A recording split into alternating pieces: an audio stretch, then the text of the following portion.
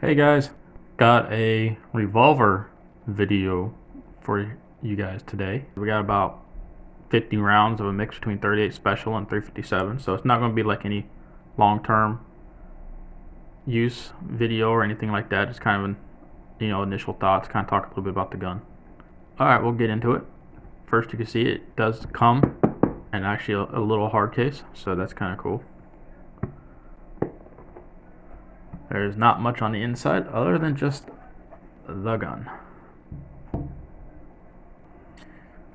And then we'll go ahead and open her up so to show that it's clear. Alright, this is the EAA Windicator. At least that's how it's spelled. Windicator with a W. But since this gun is made in Germany, and you know how they like to pronounce their words, I guess you could say it's the Vindicator, but I don't know. I don't know which one they intended it to be.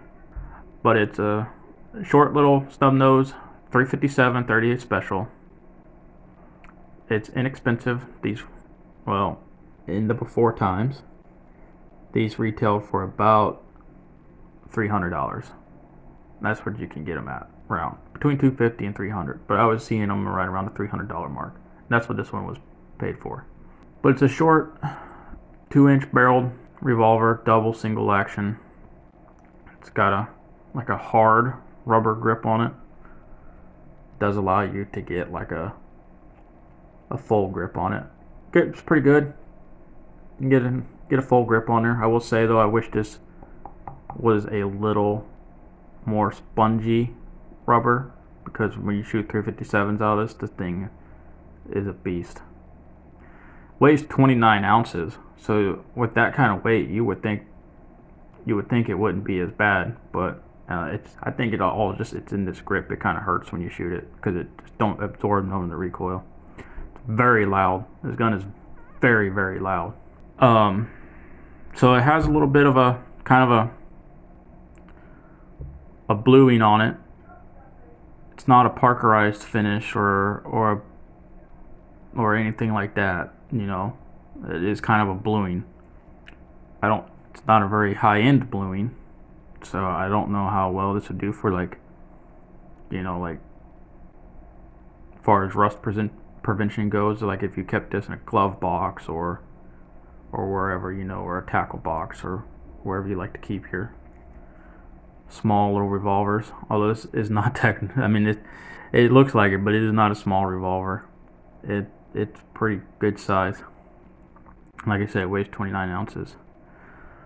But yeah, so we put the first shots to it, and the first shots we put through it were 38 special, and it actually ran a 38 special really good. The extra weight just, really soaked up the recoil of the 38. So to be perfectly honest, this is actually a very nice shooting gun with 38 special.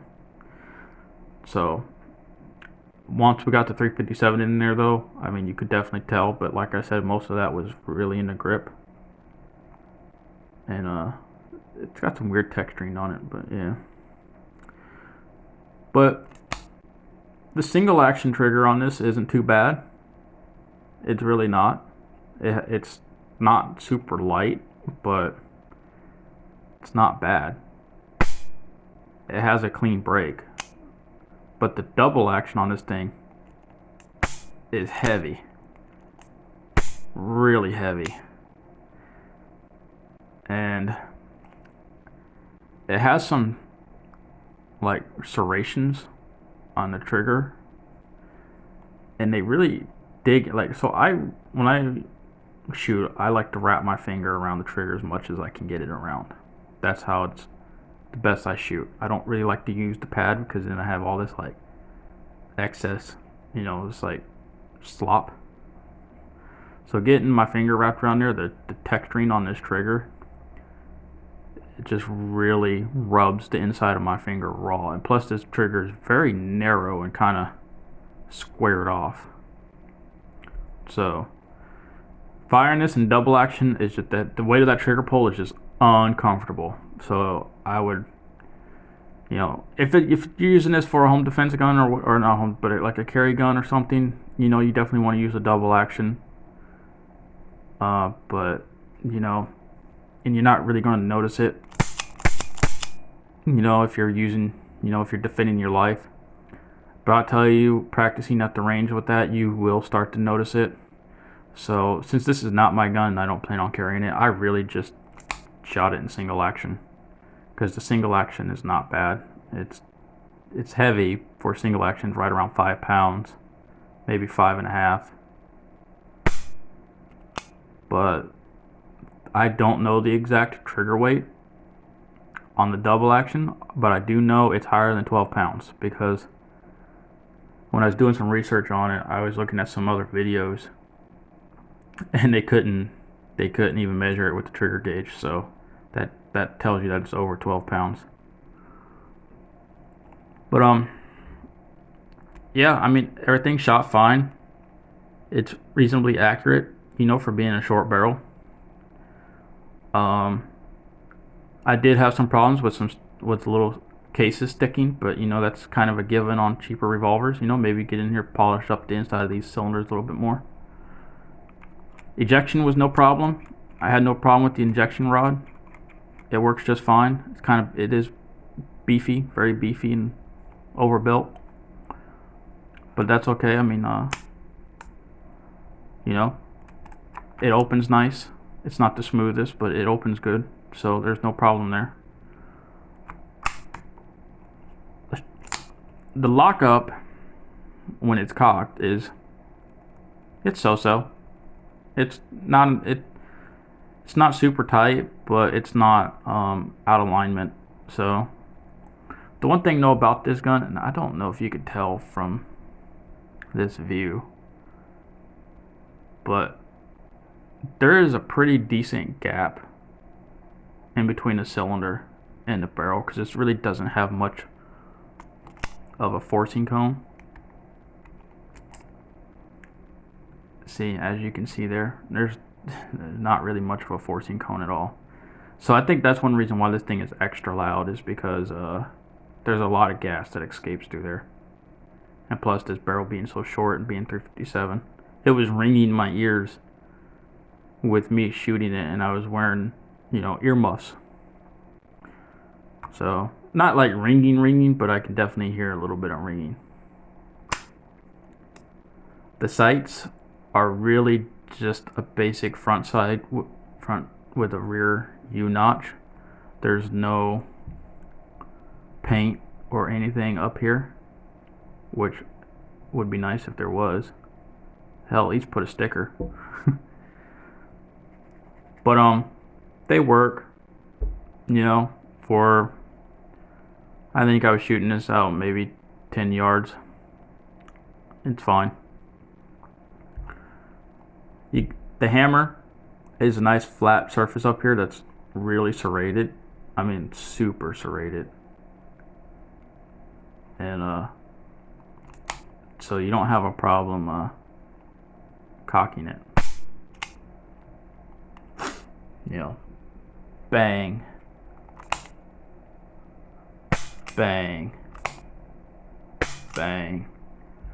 But it's so serrated that if you shoot this gun a lot, it is gonna wear your finger out. But it does allow you to get a good grip on there. So like if you were in the rain or something and you had to use it, you could definitely get a good grip on it.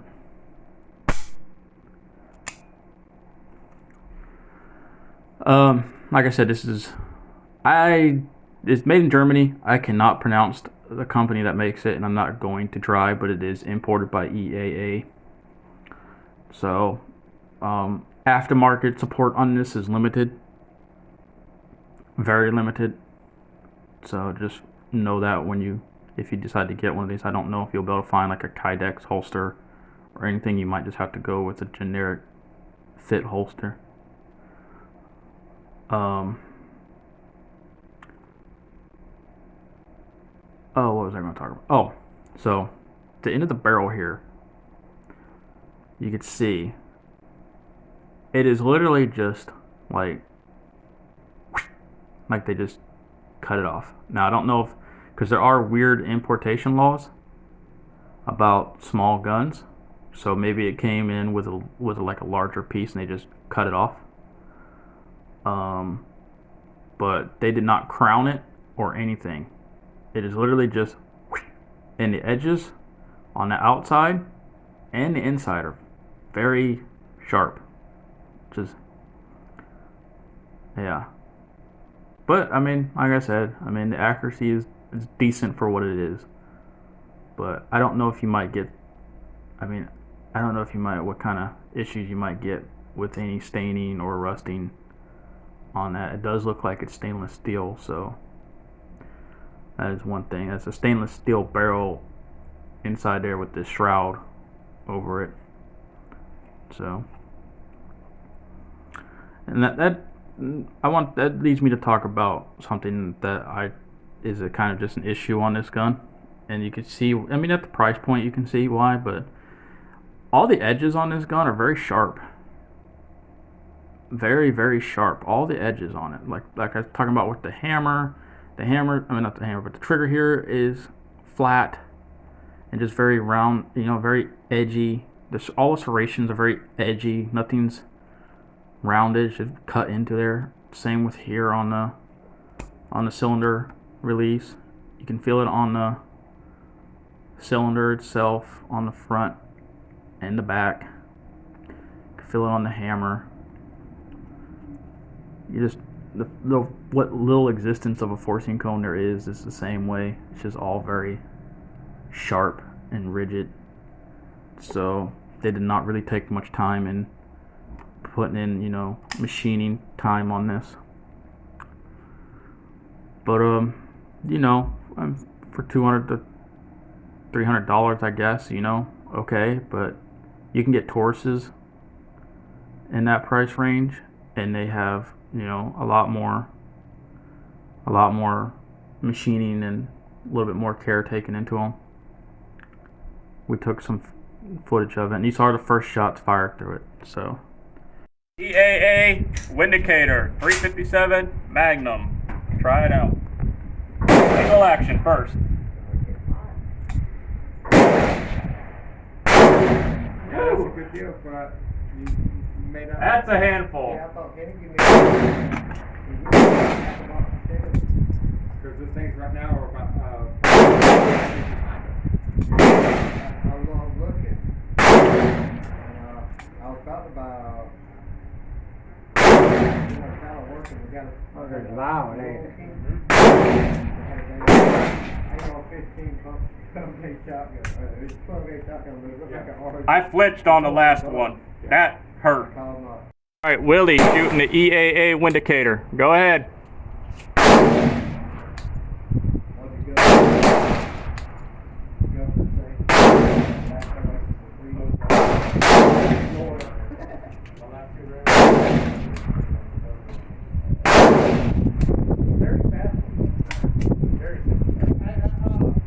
What do you think?